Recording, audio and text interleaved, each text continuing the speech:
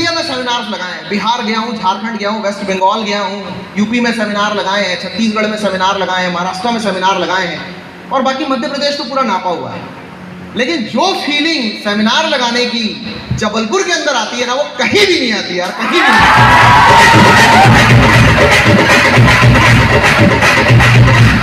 क्या करें, ये संस्कारधानी है। तो बंदा एक्साइटेड हो गया। ये संस्कारधानी है यार। यहाँ आने के बाद ना एक अलग सी फीलिंग आती है। 2 साल रहा हूँ मैं यहाँ, 2013 से 2015। यही पास में यादव कॉलोनी में रहा करता था। बड़ा स्ट्रगलिंग फेज था मेरा। I was a beginner in direct sell industry, और मुझे लगा कि यार यही वो एरिया है जहाँ से इस इंडस्ट्री के अंदर मैं नाम बनाऊँ, और मैंने शुरुआत की थी। पर क्या कर लें, जबलपुर तो जबलपुर है। यहाँ की खासियत ये है कि जो काम ना बाकी जगह पे कॉलेज लाइफ से शुरू होता ना, या 5वीं 6वीं से शुरू हो जाता है। अब जबलपुर तो जबलपुर है यारा। झूठों के शहर में यहाँ सच्चे आने लगते हैं। झूठों की महफिल में सच्चे आने लगे हैं। आशिकों की महफिल में जबलपुर के बच्चे आने लगे।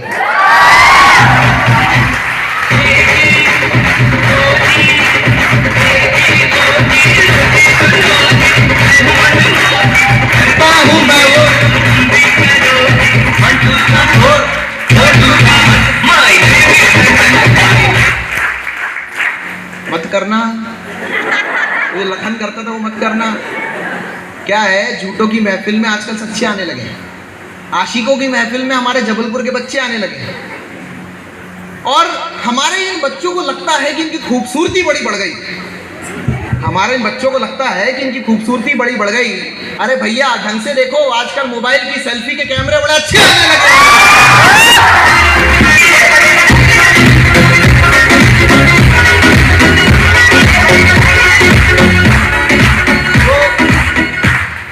कुछ ऐसी ही महफिलों में था मैं। कॉलेज लाइफ मेरी स्टार्ट हुई। मैं एक मिडिल क्लास फैमिली से बिलोंग करता हूँ। मेरी लाइफ भी कुछ शैलन जी से मिलती जुलती है। हाँ, एक चीज़ थोड़ी सी अच्छी है, फैमिली बैकग्राउंड ठीक ठाक था, तो बचपन से उतनी मेहनत नहीं करनी पड़ी जैसे शैलन जी ने अपनी मेहनत करके, या मुकेश ने अपनी मेहनत करके अपनी एजुकेशन को कंप्लीट किया, या अपनी एजुकेशन के साथ ये लोग मेहनत करते थे। क्योंकि फादर एक गवर्नमेंट जॉब में थे, तो उस टाइम पे उस तरह से मेहनत करने की कभी ज़रूरत नहीं पड़ी। ना उन्होंने मुझे कहा कि तुझे कमाने की ज़रूरत है, अगर तू नहीं कमाएगा तो पढ़ाई कैसे करेगा, तू नहीं कमाएगा तो भविष्य कैसे बनाएगा, ये मेरे फादर ने मुझे कभी नहीं कहा। बल्कि वो तो बचपन से मुझे एक चीज़ सिखाते आए कि मैं खड़ा हूँ, तू टेंशन ना ले, तू बस पढ़ाई कर, तू अपना करियर बना, तू अपनी ज़िंदगी बना।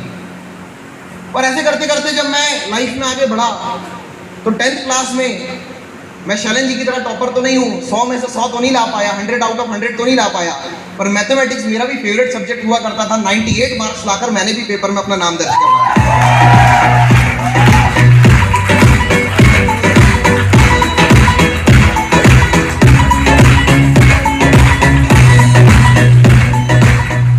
जब 12th का एग्जाम मैंने दिया, तो 12th के एग्जाम में भी मैथमेटिक्स में 90 आउट ऑफ 100 मैं लेकर के आया हुआ था, और वहां भी न्यूज़पेपर में नाम दर्ज कराया था। और जब आप पढ़ते अच्छा हो और परिवार में थोड़ा सा पैसा हो, समझिएगा बात को, मैं ये बात क्यों कर रहा था आपसे। अगर आप पढ़ते अच्छा हो और परिवार में थोड़ा सा, हेलो हेलो, जब आप पढ़ते अच्छा हो, परिवार में थोड़ा सा पैसा हो ना, और अगर आप लड़के हो तो परिवार पहले सोच लेता है कि इसको इंजीनियर बनाना है। अगर लड़की हो तो सोच लेता है कि इसको डॉक्टर बनाना है। ये लगभग हर मध्यम वर्गीय परिवार जिसमें थोड़ा बहुत पैसा है उनकी सोच होती है। मेरे परिवार की भी यही सोच थी, और उन्होंने मुझे इंजीनियर बनने के लिए भोपाल भेज दिया।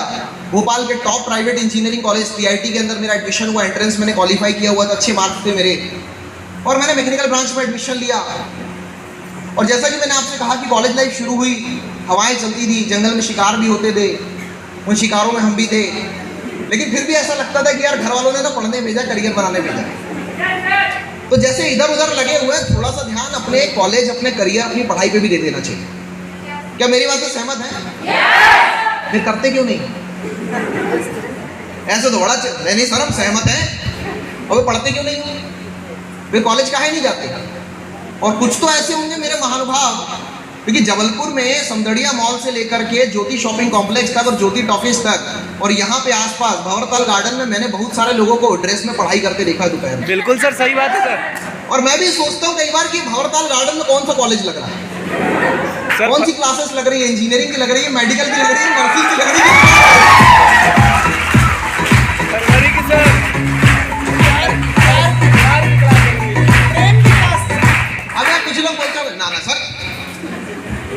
प्रेम नहीं प्रेम क्लास सर। मैं नहीं थी सर। ये जबलपुर है मेरे लल्ला, ओ मेरे लल्ला, मेरे बिरादरी वाले। ये जबलपुर है, दुनिया का ऐसा कोई पेड़ नहीं जिसके पत्ते को हवा ना लगे। और ये जबलपुर है, यहाँ हवा नहीं चलती, यहाँ आंधी तूफान आते हैं।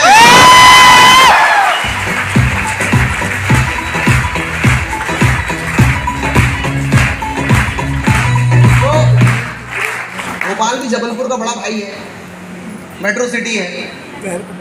जो यहाँ पे आज शुरू हो रहा है वो 5-10 साल पहले भोपाल में हो गया। तो उस माहौल का हिस्सा हम भी थे, लेकिन लगा घर वालों ने पढ़ने भेजे हैं, जिंदगी बनाने भेजे हैं, तो कुछ कर लेना चाहिए। और मुझे दिखाई दे रहा था कि यार बेहतर से बेहतर कॉलेज में है, लेकिन उतना ब्राइट और उतना क्लियर कट करियर नहीं है। मेरा साथ दीजिएगा, मैं बड़े पॉइंट पे आने वाला हूँ। कोशिश कर रहा हूँ कि ये आपको अपने कॉलेज की लेक्चर की तरह या अपने स्कूल के लेक्चर की तरह या किसी टीचर के लेक्चर की तरह या किसी बड़े बुजुर्ग की बातों की तरह बोरियत ना महसूस हो। इसलिए कोशिश कर रहा हूँ कि जितना हो सके आप इस माहौल में मेरा साथ दें। लेकिन यदि आप मेरा इस माहौल के अंदर साथ नहीं देंगे ना, तो मैं कुछ नहीं कर सकता आपके लिए। क्या है ना, जिस जिंदगी को अभी आप जी रहे हो ना, खासकर मेरे भाइयों से मैं बात करूंगा, ये बीच वाले, जिस जिंदगी को अभी आप जी रहे हो ना, क्या है, तुम क्या बताओगे? बहुत देखे तुम्हारे जैसे।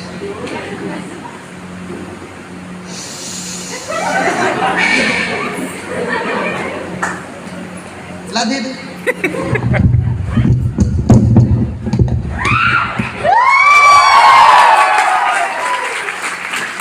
अरे लपक के चलते थे, शरारे जैसे थे, लपक के चलते थे, शरारे जैसे थे। तुम जी रहे हो जिंदगी, जब तुम्हारी जगह पे थे तो हम भी तुम्हारे जैसे थे।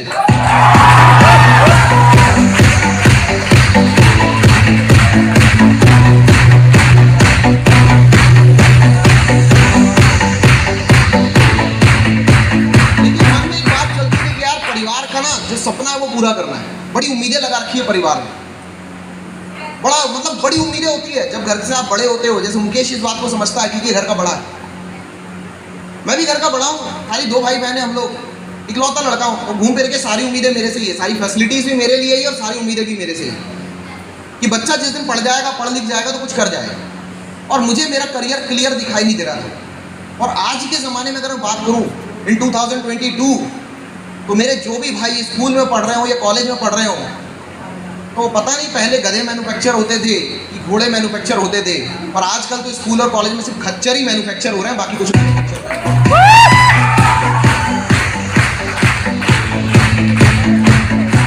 और ये बात मैं पूरे दावे से इसलिए बोल सकता हूँ कि यार हमारा जमाना था जब 10th में हमें सेंटर मिला, बोर्ड क्लास थी, 12th में हमें सेंटर मिला, बोर्ड क्लास थी, कॉलेज में कॉलेज में सेमेस्टर के एग्जाम चल रहे थे।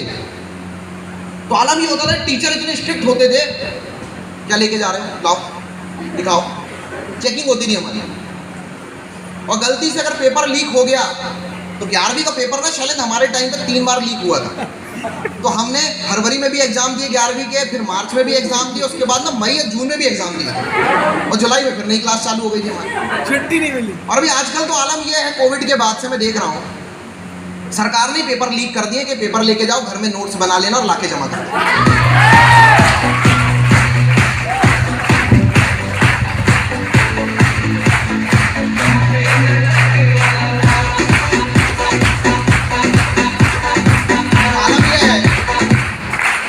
कि 10th हो गया, मैट्रिक कंप्लीट हो गई, +1 भी हो गया, +2 भी हो गई, लेकिन ये +1 +2 कंप्लीट करने के बाद की अगर हम बात करें तो पता चलता है ना हम घोड़े बन रहे हैं ना हम गधे बन रहे हैं, हमको तो खच्चर बना दिया गया।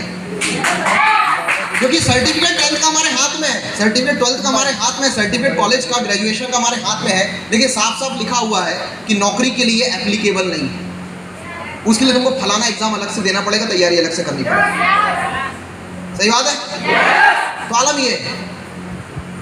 तो भाई साहब तुम्हारे से तो अच्छा जमाना था मेरा, तुम्हारे से तो ठीक ठाक था। मैं 68% की इंजीनियरिंग की डिग्री है मेरे हाथ में। थोड़ा सा अगर सब्र कर लिया होता तो MBA भी क्वालिफाइड होता, क्योंकि 1 साल MBA भी किया था फिर ड्रॉप कर दिया था। तो दोस्तों लाइफ मुझे लाइफस्टाइल नहीं दिख रही थी, मैं लाइफस्टाइल जीना चाहता था। मैं देखता था अपने आसपास का माहौल, क्योंकि भोपाल शहर में रहता था, मेट्रो सिटी थी, capital of the Madhya Pradesh थी, देखते थे कारों को घूमते देखते थे, मल्टीप्लेक्स देखते थे, टीवी मॉल नया नया उस समय बन रहा था, मतलब 4 से समझड़िया तो आ जाएंगे उसमें, इतना बड़ा था वो। अभी भी जाके घूम सकते हो, मध्य प्रदेश के सबसे टॉप सबसे बड़ा मॉल है वो, शॉपिंग मॉल। तो जब वहाँ घूमते थे तो ऐसा लगता था यार इस तरह की लाइफस्टाइल होनी चाहिए, लेकिन जैसे ही उस मॉल के अंदर घुसते थे तो देखते थे किसी भी चीज़ का प्राइस टैग देखते थे तो चुपचाप वहाँ से बाहर आ जाते थे कि अपने बजट में नहीं। Window shopping. हाँ, चुपचाप वापस आ जाते थे, मतलब खाली हम वहाँ वॉकिंग करने के लिए जाते थे, घूमने के लिए, बाहर से देख के वापस आ जाते थे। यहाँ होंगे मेरे कई भाई, मैं जबलपुर में रहने आया काम करने के लिए, 2-4 लोगों ने मेरे साथ फॉर्म भरा, मैंने कहा चलो समझड़िया घूम के आते हैं। तो मैं अंदर था, मैंने फोन लगाया, मैंने कहा अंदर आ जाओ। कई लोग अंदर इसलिए नहीं घुस रहे थे, उनको ये लग रहा था कि शॉपिंग मॉल के अंदर घुसने का भी पैसा लगता है। क्या पीछे बैठ कर ना हुटिंग करना बड़ा आसान है, मैंने बहुत किए स्कूल में। हम बोले तो लपक के चलते थे भाई, सरारे जैसे थे, तुम्हारी जगह पे थे, जो जिंदगी तुम जी रहे हो हम भी तुम्हारे जैसे थे, तुम्हारे जैसे थे।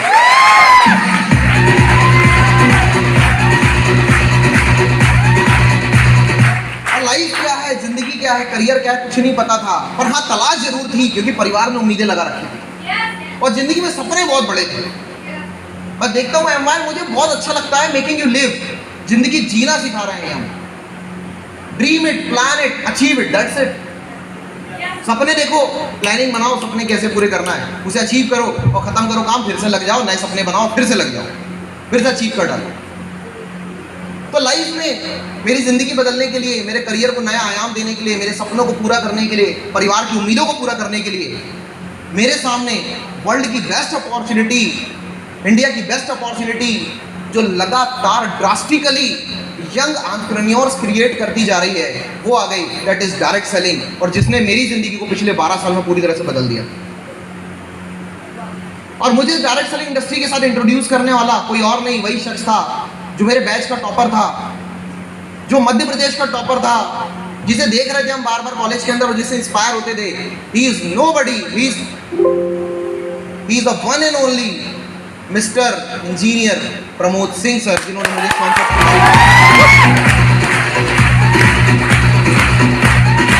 और जब मुझे दिखाई दिया कि मुझसे बेहतर पढ़ने वाला बंदा, मुझसे ज़्यादा टॉप करने वाला बंदा यार एक ऑप्शन लेकर के चल रहा है, तो मुझे भी ले लेना चाहिए। But I have no money, student life में पैसा नहीं होता है। स्टूडेंट लाइफ में आप करने का कुछ भी सोच सकते हो, सोचने से किसी ने नहीं रोका होगा, समय भी भरपूर होता है, और आजकल तो सब वेले ही घूम रहे हैं। मतलब जो बोले ना अभी यहाँ से जाने के बाद बाहर अगर आप ऐसे गेस्ट आए हैं और आप जिसके साथ आए हैं और जो जिसको तुम लेकर आए हो और वो बाहर जाने को टाइम नहीं मेरे पास, उनको पता है इनका टाइम कहाँ जाता है। सुबह मोबाइल, दोपहर मोबाइल, शाम मोबाइल, रात मोबाइल, आधी रात भी मोबाइल, सुबह उठ के वॉशरूम में भी मोबाइल, और टिकिर टिकिर टिकिर टिकिर टिकिर लगे हैं और इनको बड़ा टेंशन है। मेरा एक दोस्त तो ऐसे ही मोबाइल चलाता, बड़ा बहुत टेंशन है, बहुत टेंशन है। मैं सोचा डाइजेशन खराब हो गया होगा बंदे का, इसलिए बोल रहा है टेंशन में है। बोला क्या हुआ भाई, डाइजेशन खराब? नहीं यार बहुत टेंशन है। मैं पापा ने डांट दिया, बहुत टेंशन है। मैं कॉलेज में फेल हो गया, बहुत टेंशन है। नहीं कॉलेज में पास हो, क्या हुआ? क्या बताऊं यार, कल ना रात में गलती से मोबाइल का डाटा और हॉटस्पॉट चालू छोड़ दिया था, डाटा खत्म हो गया।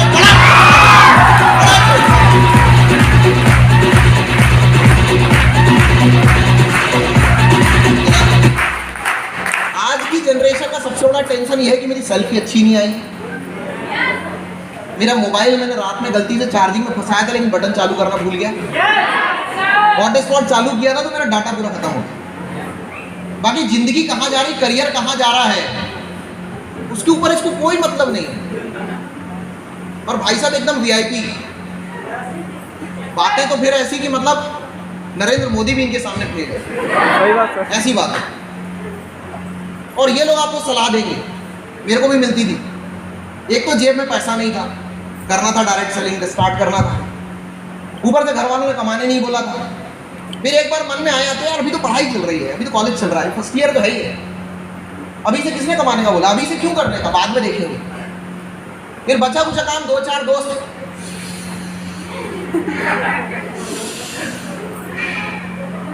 कहाँ गया था, सेमिनार में गया था। अच्छा कंपनी के सेमिनार में गया था। अच्छा क्या बता रहे थे वहाँ, 2 से 4, 4 से 8, 8 से 16, 16 से 32, 32 से 64, 64 से 128। और साल का बताए होंगे 25-50 लाख 1 करोड़ रुपए। मैं बोला हाँ, हम भी बहुत देखे। हम बोले फिर सब छोड़, ला खत्म हो गई दूसरी दिन। मेरे को लगता है कोरोना के दौरान ना जो ऑक्सीजन सिलेंडर खत्म हुए थे, ये नहीं लोगों ने साला उस समय ऑक्सीजन खींच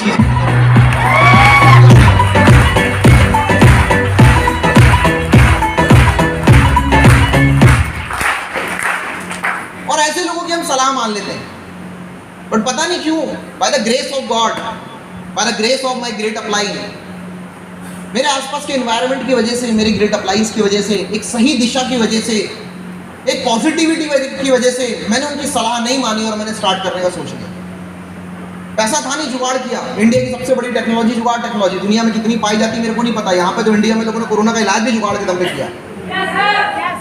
जिस महामारी से WHO भी परेशान था, अमेरिका में भी लोग टप टप टपक रहे थे, यहाँ लोग जड़ी बूटी और लहसुन प्याज सुखा के भी ठीक कर ले रहे।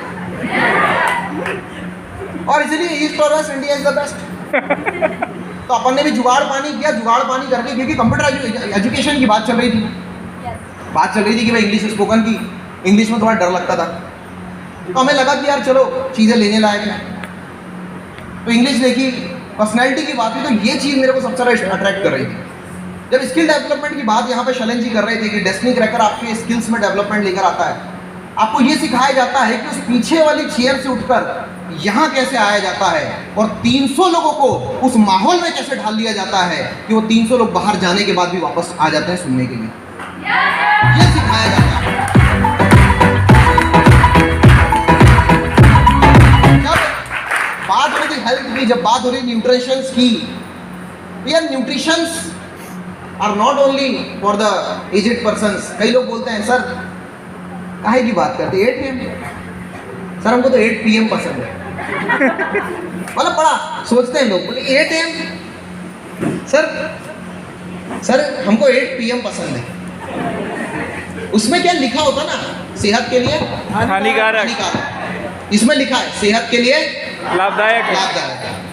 अब 45 जगह जड़ी बूटियां हैं, पियोगे तो थोड़ा कड़वा भी लगेगा, ये तय है। लेकिन हाँ ये चीज़ तय है कि अगर इसको रेगुलर लेना चालू कर दिया, तो हमारे कोरोना महाराज के बारे में ना मोदी साहब ने 2021 में शुरू में बोला, हमने कोरोना की जंग जीत ली। मतलब वो उसको ना कॉमेडियन टाइप से ट्रीट कर रहे थे इंडिया में लोग, और लोग कॉमेडियन टाइप से, कॉमेडी टाइप से ट्रीट कर रहे थे। भाई जैसे ही मार्च आया, अप्रैल आया, उसने अपने आप को एक्शन हीरो दिखा दिया और उसके बाद उसने साबित कर दिया अभी अपन गया नहीं। फिर जहां थोड़ा सा लगा तो फिर तीसरी लहर आ गई दिसंबर में, जनवरी में फिर वही हाल था। भगवान भला करे ऊपर वाले, इस बार थोड़ा इंडिया की आबादी बचा दिया उसने। लोग कोरोना से बीमार हुए लेकिन कम से कम ऊपर नहीं गए। और WHO लेकिन साफ साफ बोल चुका है कि भैया ये दूसरी थी, तीसरी थी, चौथी भी होगी, पांचवी भी होगी, छठवीं भी होगी, लहर चलती रहेगी 2024 तक कम से कम। और बचेगा कौन? जिसकी उम्र कम है नहीं, जिसकी उम्र ज़्यादा है नहीं, बचेगा वो जिसकी इम्यूनिटी मजबूत है। मतलब जिसने बाहर से अपने आप को रिपेयर किया कि नहीं किया नहीं पता, लेकिन अंदर से अपने आप को पूरी तरह से रिपेयर कर लिया। और अंदर से रिपेयरिंग करनी है तो न्यूट्रिशन की जरूरत है। और मुझे बड़ा बोलते हुए गर्व होता है कि मैं मोबाइल के साथ काम कर रहा हूँ, क्योंकि न्यूट्रिशन अंदर से आपको पूरी तरह से रिपेयर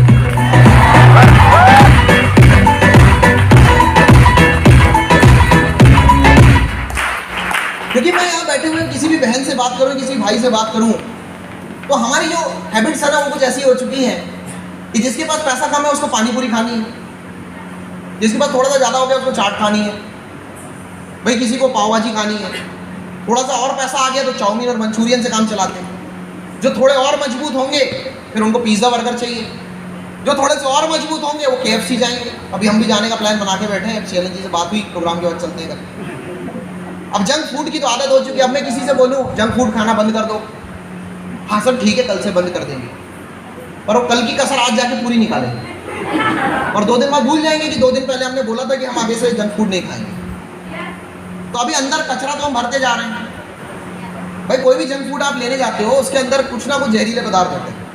और अगर आपको इस बात पर यकीन नहीं होता ना, मैं आपको एक प्रैक्टिकली चीज़ बताता हूँ, आप करके देख लेना।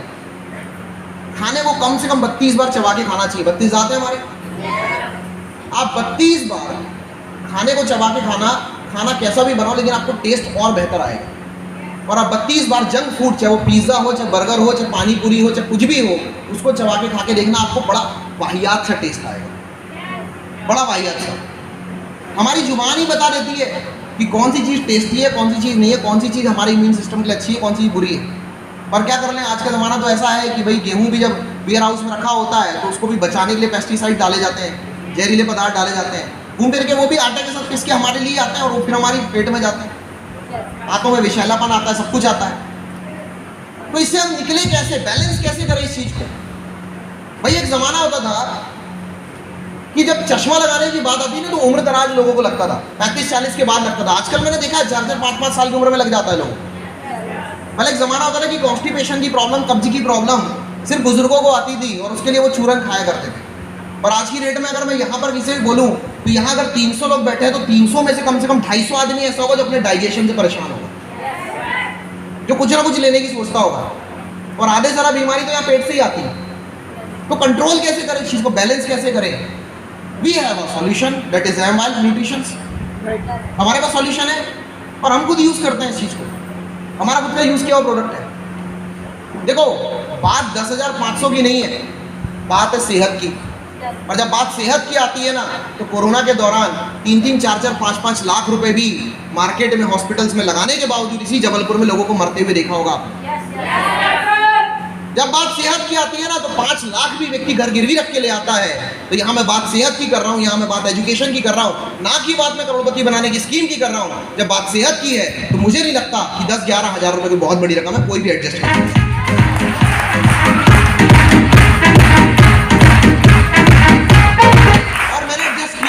और शुरुआत कर दी मैंने, और मुझे दिखाई दिया कि ऑप्शनल में मुझे डायरेक्ट सेलिंग का एक बेहतरीन व्यापार दिख रहा है जो दुनिया के हर 5वें करोड़पति को निकाल रहा है और इंडिया के अंदर ये बूस्ट लेके आने वाला है।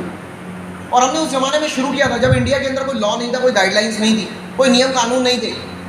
लोग बड़े प्यार से चलते फिरते हमें बोलते थे, और कंपनी, और कितने मेंबर जुड़ गए, कितने जोड़ लिए, अच्छा पैसा आया क्या, कोई जुड़ा, 2-4 हज़ार आए तो हमको बताना।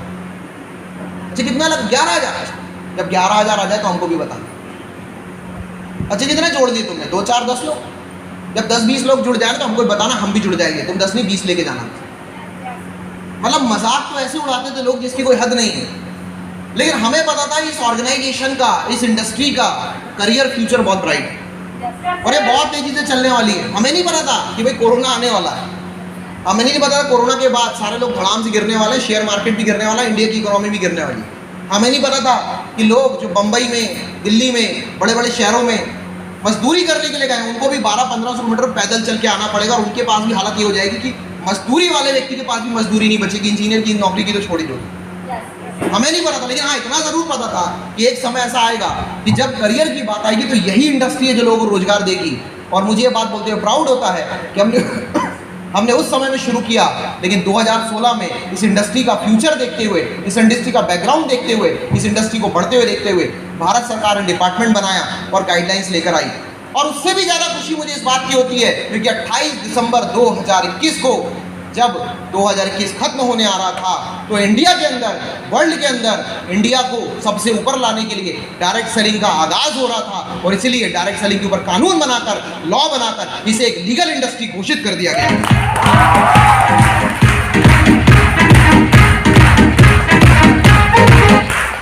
Proud to be a direct seller. मैं बोल सकता हूँ कि by qualification I am a mechanical engineer but by profession I am a direct seller, independent direct seller, independent distributor. मुझे ये बात बोलते बड़ी खुशी होती है क्योंकि भारत सरकार ने भी बोला हुआ है कि हाँ ये इंडस्ट्री है और इस इंडस्ट्री के फायदे देखिए, इस इंडस्ट्री का करियर देखिए। जो बच्चा 4 लोगों के सामने बोल नहीं पाता था, जिसके पास कोई काम नहीं होता है, जिसके पास कोई रोजगार नहीं होता है, उसे ये संस्था, ये सिस्टम रोजगार का मौका देता है। एमवाइल ही क्यों, 2014 में हमने ये देखा कि डायरेक्ट सेलिंग लगातार बढ़ती जा रही है और हमें दिखाई दे रहा था कि इंडिया के अंदर बूम क्रिएट होने वाला है। लोग यूट्यूबर्स बन रहे हैं, डायरेक्ट सेलर, जो डायरेक्ट सेलर है वो यूट्यूबर्स बन रहे हैं, गूगल के ऊपर लोग उन्हें सर्च कर रहे हैं। तो हमने ये चीज़ ठान ली कि जब इंडिया के अंदर डायरेक्ट सेलिंग की बात आएगी, जब इंडिया के अंदर इंडस्ट्री के बैकग्राउंड की बात आएगी तो टॉप के जो चुनिंदा चेहरे होंगे उन चेहरों में अभिनीत साहू और प्रमोद सिंह का भी नाम होगा। और ये देखते हुए हमने 2014 के अंदर ग्रुप तैयार किया डेस्टिनी क्रैकर, किस्मत को तोड़ने वाला।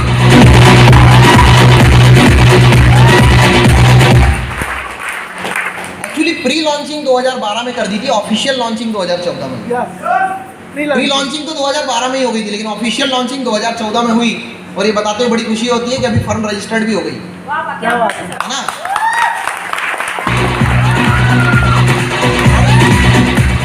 की कोर टीम के साथ हम हैं और हमने देख लिया था कि यार जब इंडिया के अंदर ना जैसे लोग पढ़ाई करके निकलते हैं, प्लस 10th करके निकलते हैं, मैट्रिक करके निकलते हैं, +2 करके निकलते हैं, कॉलेज करके निकलते हैं, ग्रेजुएशन करके निकलते हैं, मास्टर्स करके निकलते हैं, डीएड करते हैं, बीएड करते हैं, एमएड करते हैं, एमबीए करते हैं, इंजीनियरिंग करते हैं, कोई नर्सिंग करता है, कोई एमबीबीएस करता है, कोई एमडी करता है। और जब ये सब कुछ करके कोई निकलता है तो सबसे पहले वो जाके दरवाजा खटखटाता है एमपी ऑनलाइन का। सबसे पहले वो जाकर फॉर्म भरता है एमपी ऑनलाइन के अंदर कि भाई कौन सी वैकेंसी निकली है। तो ऐसा समय बांधेंगे, ऐसा समय लेकर आएंगे इंडिया के अंदर कि जब बंदा मैट्रिक कंप्लीट करेगा, जब बंदा +2 कंप्लीट करेगा, जब बंदा कॉलेज कंप्लीट करेगा, जब बंदा मास्टर्स कंप्लीट करेगा, तो वो मुझे नहीं पता कि एमपी ऑनलाइन पे जाकर किस वैकेंसी का फॉर्म भरेगा या नहीं, लेकिन ये गारंटीड है कि डेस्टिनी क्रैकर जहां काम कर रही होगी उस ऑर्गेनाइजेशन के साथ फॉर्म जरूर भरेगा।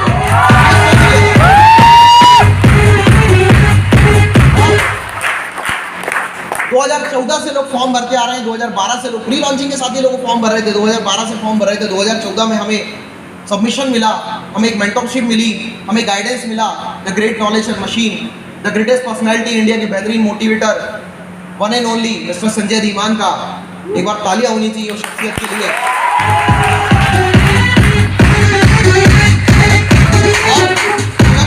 सर पे हाथ रखा तो हमने इंडिया के अंदर तख्ता पलट करके रख दिया।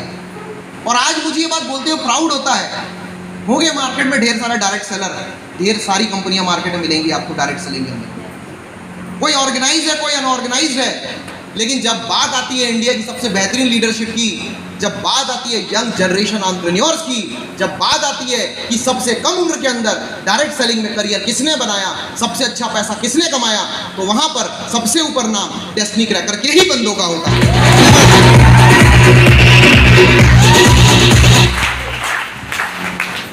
और जब हमने देखा कि मार्केट में वक्त है बदलाव का, समय बदल रहा है, जर्नी बदल रही है, जर्नी चल रही थी। ये अचीवमेंट्स में मैं ज़्यादा बात नहीं करूंगा आपसे, घर गाड़ी बंगला ये सब लिया हुआ है, ये सब तो आपने वीडियो में देखा हुआ है। लोग 2-4 बार की बात करते हैं कि एक बार विदेश यात्री का ठप्पा लग जाए, फॉरेन टूर का ठप्पा लग जाए। 2-4 बार नहीं, 7 से ज़्यादा बार विदेश गया हूँ मैं, जिसमें दुबई सिंगापुर जैसी लग्जरी कंट्रीज भी हैं। पूरी जिंदगी निकल जाती है, व्यक्ति 2 BHK का फ्लैट नहीं ले पाता, एक छोटा सा घर नहीं बना पाता, बाप जमीन छोड़ के गया था, उस पे जमीन पे घर नहीं बना पाता। भोपाल शहर के अंदर 50 लाख का बंगला लेकर बैठा हूँ इसी डायरेक्ट सेलिंग इंडस्ट्री के।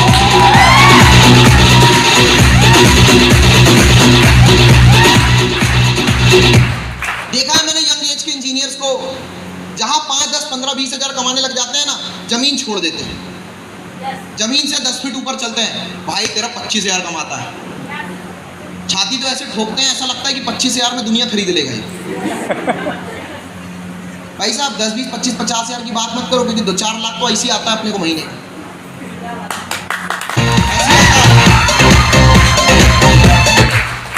और जिस इनकम की पूरी लाइफ में व्यक्ति नहीं सोच पाता या ज्यादा से ज्यादा सोचता है कि इतना मुझे आ जाए, वो इनकम ऑलरेडी 2021 तक मैं कमा कर बैठा हूं, 2010 से 2020 की जनवरी के बीच कमा कर बैठा हूं। I am the one of those who are the youngest entrepreneurs and of course youngest crorepati of the direct selling industry. I am also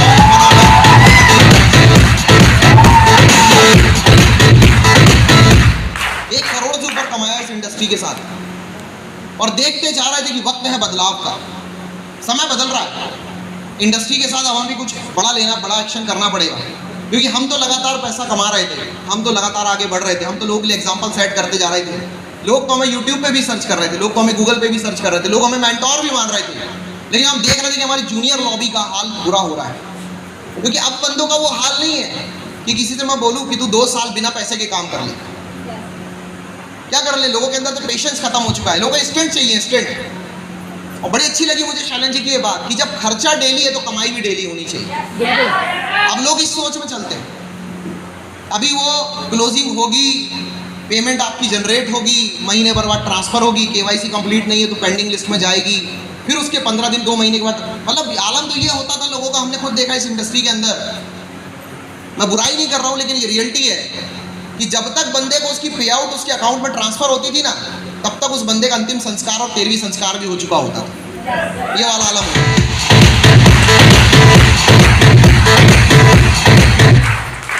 मतलब he had decided to quit this business। उसने सोच लिया होगा कि मैं व्यापार नहीं करूंगा ना, बड़ा धीरे पैसा आता है जी, इतना तो मैं ना कर पाऊंगा। हम उसे बताते थे कि यार कहाँ से निकल कर आए, हमने कैसे मेहनत की और कैसे कैसे हम यहाँ तक पहुंचे, पेशेंस रख, लेकिन लोगों का पेशेंस खोते जा रहा था। और मुझे बड़ा गर्व होता है एमवाइल के ऊपर, क्योंकि एमवाइल इज द वन ऑफ दोस्त जो डेली खर्च करने के साथ साथ डेली कमाने की बात करते हैं। मैं एक बार उन सारे के सारे लोगों का हाथ उठवाना चाहूँगा जिन लोगों ने इस एमवाइल से सिंगल डे की इनकम 1000 से लेकर के जितनी भी की हुई है, एक ही दिन की इनकम की हुई है। क्या बात है, तालियां हो जाएंगी।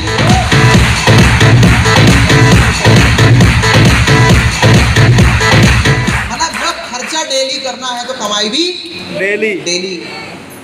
जब किसी भी घर में जाएंगे तो अब सिर्फ 10वीं 11वीं या 12वीं के बंदे को नहीं समझाएंगे कि तेरे लिए हमारे पास अपॉर्चुनिटी है। बच्चा 3 साल का हो, चाहे 30 साल का हो, चाहे 60 साल का बुजुर्ग हो, चाहे वो 70 साल का बुजुर्ग हो, हम बोलेंगे कि हमारे पास तुम्हारे लिए हर तरह की चीज़ें हैं, क्योंकि we have also providing education, we have also providing personal care, we have also providing health care, we have also providing nutrition, we have also providing home care. और जब खुद के घर की दुकान हो, जब फूड डिस्ट्रीब्यूटर बन के बैठे हो, 20 से 30% का डिस्काउंट मिल रहा हो, हर 6 महीने में जितनी शॉपिंग करो, 7वें महीने में उसके एवरेज का पैसा आपको फ्री में मिल जाए शॉपिंग करने के लिए। जब खुद की दुकान है तो दूसरी दुकान क्यों जाना?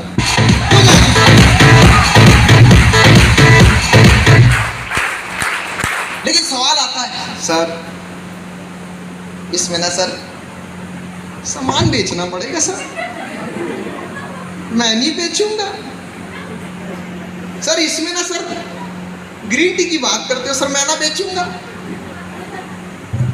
एक बात कहूं, कौन नहीं बेच रहा है बताओ जरा? सब बेच रहे हैं सर। थोड़ा नीचे आके बात करते हैं, आप लोग के बीच आके बात करते हैं। कोई है यहाँ पे जिसने अभी फॉर्म नहीं भरा, जिसने ज्वाइन नहीं किया अभी तक, जो हमारे साथ अभी ड्यू फॉर्म में फॉर्म नहीं भरा है, बस की बात है। पीछे है कुछ भाई मेरे, बाकी लोग थोड़ा सा ना शर्माते हैं। बेटा कौन नहीं बेच रहा, थोड़ा बताओगे कौन नहीं बेच रहा? आपके फैमिली बिजनेस क्या है? आपके फैमिली में काम क्या होता है? परिवार क्या करता है? खेती बाड़ी। फसल नहीं बेचते लोग? बेचते हैं ना, बेचते हैं ना। बेटा आप क्या करते हो? खेती बाड़ी, मतलब आप भी फसल बेचते हो। और कोई यहाँ पे मेरे किसी भाई ने भी हाथ उठाया था, क्या करते हैं भैया आपकी फैमिली वाले? इलेक्ट्रीशियन है, तो वहाँ पे अपना जो इलेक्ट्रीशियन वाला स्किल्स है, भले ITI हो ना हो तुम्हारी, और वो बिजली का जो तुमको ज्ञान है वो बेचते हो कि नहीं? मार्केट बेचते हो ना? बेचते हो कि नहीं? बेचते हो? हाँ, बेचते हो ना? अरे कौन नहीं बेच रहा है? कौन नहीं बेच रहा है? हर कोई बेच रहा है। राजजीवी तेल, कंघी, मंजन पाउडर से लेकर के, अगर एक शिक्षक है तो अपना ज्ञान बेच रहा है, सही बात। एक डॉक्टर है तो इलाज बेच रहा है, एक मेडिकल स्टोर है तो दवा बेच रहा है। सही बोल रहा हूँ मैं? और एक शॉपिंग मॉल है तो लोगों को लग्जरियस लाइफस्टाइल बेच रहा है। मार्केट में बैठे बैठे जो कुछ भी नहीं करता ना, वो अपनी सलाह बेच रहा है। बताता हूँ, I proud to be a direct seller, क्योंकि ना मैं सामान बेचता हूँ ना मैं एजुकेशन बेचता हूँ। बस मुझे एक चीज़ की खुशी है कि आज से 12 साल पहले जिस इंडस्ट्री के साथ नाता जोड़ा ना, और उस इंडस्ट्री के साथ काम करते हुए 12 साल में जो महसूस किया, सिर्फ वो फीलिंग बेचता हूँ मैं और कुछ नहीं।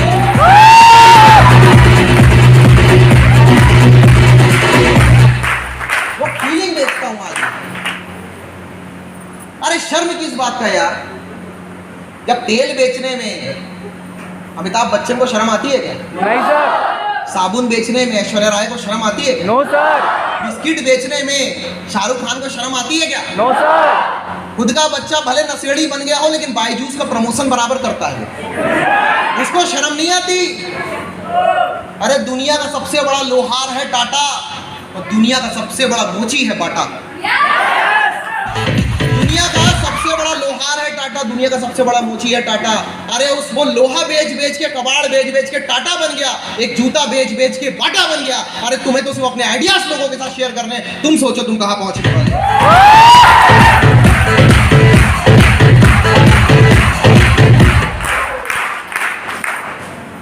मैंने भी ये चीज समझ ली और मैंने डिसाइड कर लिया कि यस खून बेचेगा।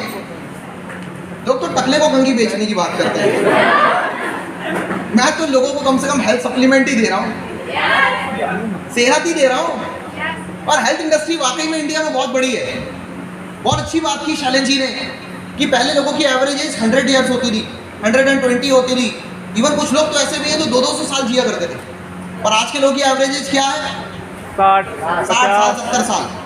आज के खाने में 30 साल पहले जैसी ताकत नहीं रह गई है। यहाँ से किसी 18 साल के लड़के को खड़ा कर दूं और उसके सामने हमारे किसी 40 साल के बुजुर्ग को 50 साल के बुजुर्ग को खड़ा कर दूं ना, वो 50 साल का बुजुर्ग एक लपड़ मारेगा, गिरेगा वहां जाके। इतनी ताकत है उसमें, बात तो समझिए मैं क्या बोलना चाह रहा हूँ। इतनी ताकत है उसमें क्योंकि उस जमाने के खाने को उसने खाकर अपने अंदर न्यूट्रिशन क्रिएट किए हुए। बॉडी बाहर से तो पूरी दिख रही है लेकिन अंदर से मजबूत है। लेकिन अगर हम अपनी बात कर लें और जिम जा जाके हेल्थ बना के ऊपर से बॉडी दिखा के क्या मिलेगा जब सिद्धार्थ की तरह तुमको हार्ट अटैक आ जाएगा? वो भी तो बहुत बड़ा मॉडल था। मैं उस बाहरी बॉडी की बात नहीं कर रहा हूँ यार, मेरे भी कमी थोड़ी सी बड़ी हुई है। मैं उस बाहरी बॉडी की बात नहीं कर रहा हूँ, मैं अंदर से बॉडी को रिपेयर करने की बात कर रहा हूँ। वो चीजें हम दे रहे हैं और उसको देते देते आज अब इंडिया के अंदर डेली पे आउट, मतलब इससे बढ़िया सिस्टम नहीं मिला मुझे। देखिए मैंने बहुत सारे ऑर्गेनाइजेशन, कोई मंथली वीकली बात करते हैं, कोई हफ्ते की बात करते हैं, कोई मंथली की बात कर रहे हैं, कोई क्वार्टरली की बात कर रहे हैं, कोई साल की रॉयल्टी की बात कर रहा है। लेकिन पहली ऐसी ऑर्गेनाइजेशन इंडिया की जिसने लोगों की जरूरत को समझा, आज की मार्केट को समझा, आईटी को कवर किया, हेल्थ को कवर किया, पर्सनल केयर को कवर किया और लोगों को डेली कमाने का मौका दिया कि आज कमाओ और आज खाओ, आज कमाओ और आज कल पैसा घर ले जाओ।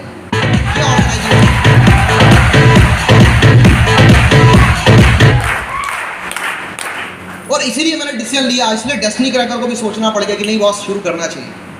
और आज बताते हुए बड़ी खुशी होती है कि इस ऑर्गेनाइजेशन के साथ काम शुरू करने के बाद ना भूचाल क्रिएट होते जा रहा है मार्केट में। मुझे बड़ी खुशी होती है जब मैं ग्राउंड एंड पे किसी को देखता हूँ कि अहिल्या का एक ही दिन का चेक 9,350 रुपए का बनता है, इतना तो मैंने महीने में नहीं कमा रहा था यार, जब मेरे लिए जब इसके लेवल पे था तो मैंने नहीं कमाए थे 10,000 रुपए। सीमा का चेक देखता हूँ मैं, आज लोगों का चेक देख रहा हूँ। ये बच्चे मेहनत कर रहे हैं मार्केट में, ग्राउंड पे, आज इन्हें ग्राउंड पे जितनी मेहनत कर रहे हैं उसके आवाज में कुछ मिल रहा है। और ये चीज कहां तक जाएगी इसका कोई एंड नहीं है, बिकॉज नो कैपिंग सिस्टम। अगर आप व्यापार में तूफान खड़ा कर सकते हो तो एमवाइल एक ही दिन का आपको करोड़ रुपए भी देने को तैयार है।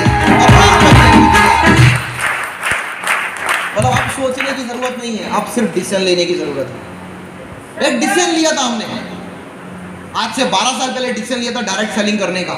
आज से कुछ समय पहले डिसीजन लिया था एमवाइल के साथ टाई अप करने का, और वो डिसीजन आज हमें यहाँ तक लेकर आया। वो डिसीजन आज लोगों के बीच लेकर के जा रहा है। आज वो डिसीजन ही है कि आज हम पेरेंट्स को लेकर चल पा रहे हैं, आज फैमिलीज को लेकर के चल पा रहे हैं, हर परिवार में हम एंटर कर पा रहे हैं। तो क्या आप डिसीजन लेने को तैयार हो? देखो डिसीजन लेना ना बड़ा जरूरी है और विश्वास करना बड़ा जरूरी है।